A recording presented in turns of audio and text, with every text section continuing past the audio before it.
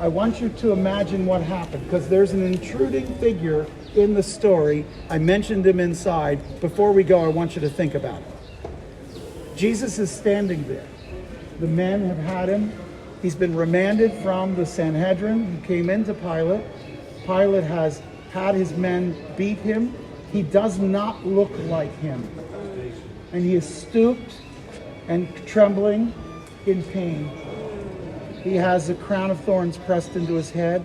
Part of his beard has been plucked out. His face has been beaten. He's disfigured. His back is badly disrupted. He's trembling. It's at that point Barabbas is brought up from a jail cell. I fully believe that when Barabbas came, he thought what was going to happen next was his execution.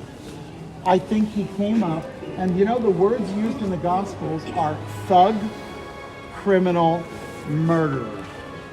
This is a man who talks smut with dark people in dark alleys and shadows.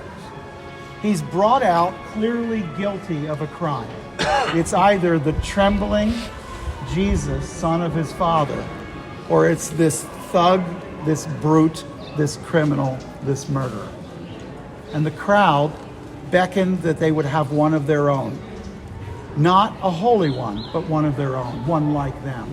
Give us Barabbas. Give us Barabbas.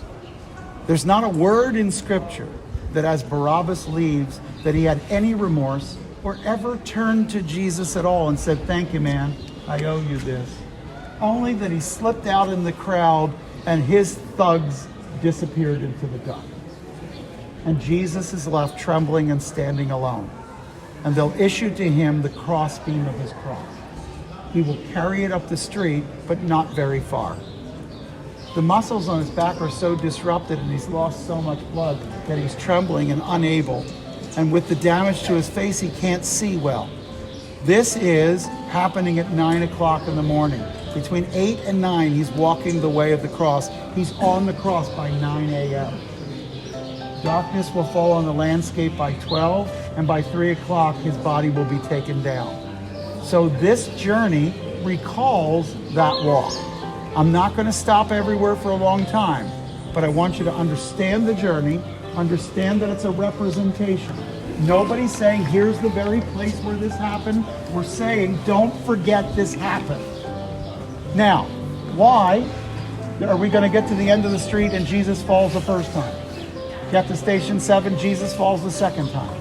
Get to 9, Jesus falls the third time. Wait a minute, Randy. I read all the way through the Gospels. There's never a place where Jesus fell down.